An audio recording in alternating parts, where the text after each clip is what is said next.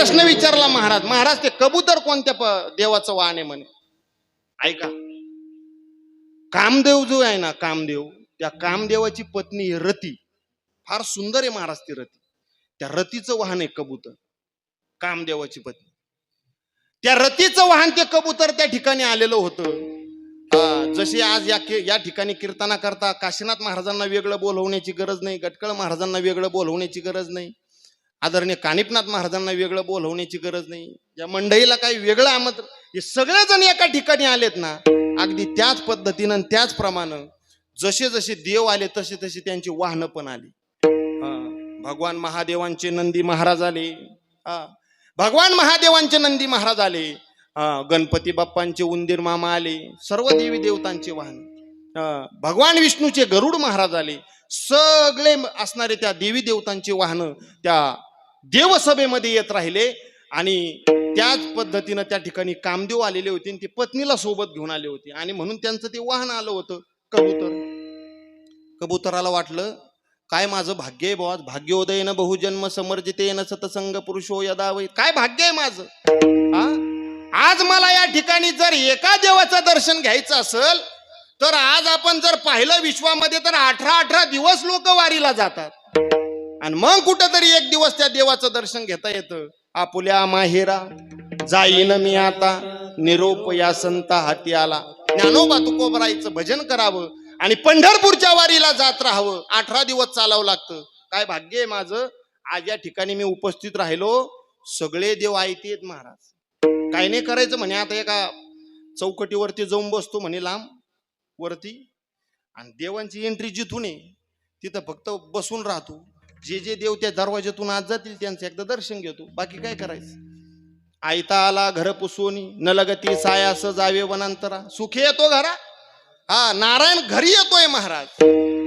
ठरवलं कबुतरानं, कबूतर भरकन उडलं, तसंच त्या चौकटीवर जाऊन बसलं. चौकटीवर बसल्या बसल्या त्या ठिकाणून हनुमंतराय गेले, त्या ठिकाणून गणपती बाप्पा गेले. जय हरी जय हरी जय हरी. सगळे देव देवता गेले, अग्निदेव गेले, वायुदेव गेले, सगळे देव गेले महाराज. सगळ्यांना जय हरी घातला कबुतरानं. सगळे देव गेल्याच्या नंतर मागून यमराज आले. आता यमराजाचं वाहन काय,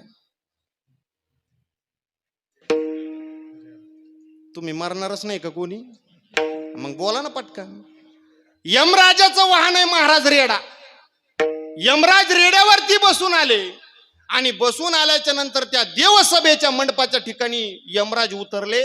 आणि उतरल्याच्या नंतर जसे यमराज खाली उतरले तसं वर बसलेल्या कबुतरानं यमराजाला पाहिलं महाराज. ते कबूतर बिचकलं, थरकलं, घाबरलं महाराज. ते कबूतर बर्फच झालं. त्या कबुतराच्या मनात एकच इच्छा, फक्त या बाबांना आपल्याकडे पाहू नये म्हणजे झालं. कारण त्याचा काय उद्योग आहे, त्याचा उद्योग महाराज तोडीती झोडीती निष्ठुर यमाचे किंकर बहुसाल, त्याचा कार्यक्रमच तो आहे महाराज, त्याचा धंदाच आहे तो. कबूतर घाबरलेलं कबूतर तसंच दबी धरून बसून राहिलं. परंतु अनावधानानं काय त्या गोष्टीत तिथं काय प्रारब्ध असेल, अनावधानानं ते यमदेव त्या चौकटीच्या त्या दरवाज्यातून जात असताना यमदेवाचे पायात पाय अडखळले. आणि जसे पायात पाय अडखळले तशी यमदेवाची नजर कबुतराकडे गेली महाराज. जसं यमराजानं कबुतराला पाहिलं, यमराजा मोठमोठे ना हसायला लागले. 10-15 मिनिटं हसत होते महाराज. हसायला लागल्याच्या नंतर एक लक्षात ठेवा, ते कबूतर इतकं घाबरलं, तिथून उडी मारली त्या कबुतरानं. आतमध्ये देवाकडे जावं तर देव सभेत बसलेले आहेत. आता जायचं कुणाकडं, त्राहिमाम मला वाचवा. मग असणारं कबूतर त्या देवाच्या असणाऱ्या वाहनाकडे गेलं. देवाचं वाहन कोणतं आहे, गरुड पक्षी. गरुड पक्षाच्या ठिकाणी कबूतर आलं, आणि कबुतरानं सांगितलं, गरुड महाराज मला वाचवा, त्राहिमाम मला वाचवा. काय झालं म्हणे गरुडा. काय नाही म्हणे गरुड महाराज, मी सगळ्या देवांचं दर्शन घेण्यासाठी त्या चौकटीवरती जाऊन बसलो होतो. चौकटीवरती बसल्याच्या नंतर सगळ्या देवतांचे दर्शन झाले, परंतु मागून यमराज आले, त्यांचे पायात पाय अडखळले, आणि त्यांनी माझ्याकडे पाहिलं, ते माझ्या कपाळाकडे पाहून हसायला लागले. 100% गाड्या मी आज मरतोय, माझं प्रारब्धात इथंच मृत्यू आहे म्हणे. आज मला काही करा म्हणे, पण मला वाचवा, नाहीतर मला एखाद्या सुरक्षित ठिकाणी पोहोचत करा. आकांत करायला लागलं महाराज. ते कबूतर आकांत करायला लागलं. आता गरुड महाराज म्हणे, अरे काळजी कशाला करतो, मी असल्यावर काय म्हणे, बस म्हणजे माझ्या पाठीवरती. गरुडानं कबुतराला पाठीवरती घेतलं आणि जे उड्डाण केलं महाराज. आता गरुडाचा वेग सांगू का तुम्हाला? गरुडाचा वेग जर तुम्हाला वाचायचा असेल तर ज्ञानेश्वरीचं नाव वाद्य वाचा बर का. गरुड एका तासाला 1,00,000 किलोमीटर जातंय महाराज. हा गरुड पक्षाचा वेग आहे बर का. किती किती 1,00,000 किलोमीटर. ते आज पाहिजे होतं राहू दे आहे ना महाराज. कीर्तनकार कलाकार मंडळी लय फिरावं लागतं महाराज. या मंडळीला आहे का नाही, नेते मंडळी खूप फिरावं लागतं. काय प्रवास आहे महाराज. एका तासाला गरुड 1,00,000 किलोमीटर जातंय. ही ताकद आहे महाराज त्याच्या बाहूमधली. बसवलं कबुतराला खांद्यावरती, 1,00,000 किलोमीटर उड्डाण केलं महाराज. दूर अशा अरण्यावरती 1,00,000 किलोमीटर नेऊन घातलं.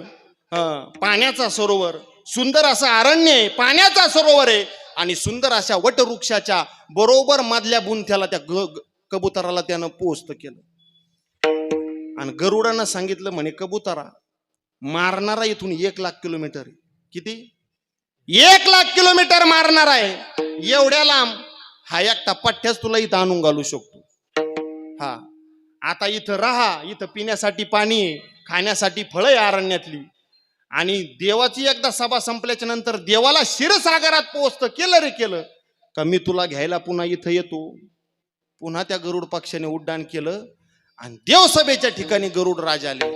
गरुड पक्षी त्या ठिकाणी आल्याच्या नंतर तोपर्यंत सभा मोडलीच होती महाराज. लोकाला दम खायचा आहे का? लोकाला काही काही ठिकाणी दमच निघत नाही. सभा असल, कीर्तन असल, असे लोक दाबून धरावं लागतात महाराज.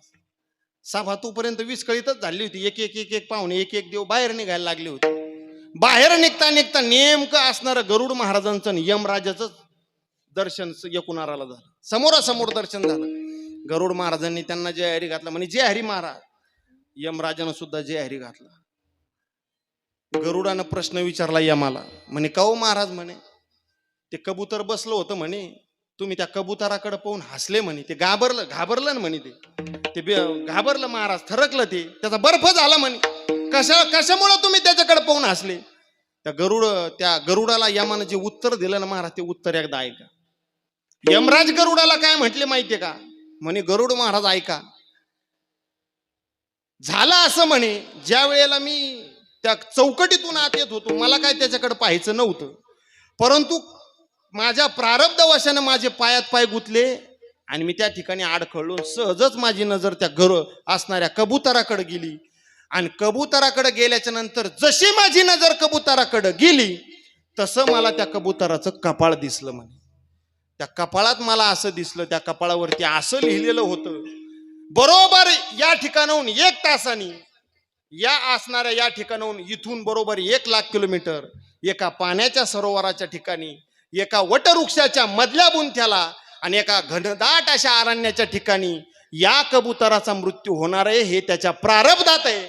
परंतु मी विचार करत होतो, हा कबूतर किती उडाला म्हणजे 1,00,000 किलोमीटर जाईल? किती उडाला कबूतर म्हणजे 1,00,000 किलोमीटर जाईल?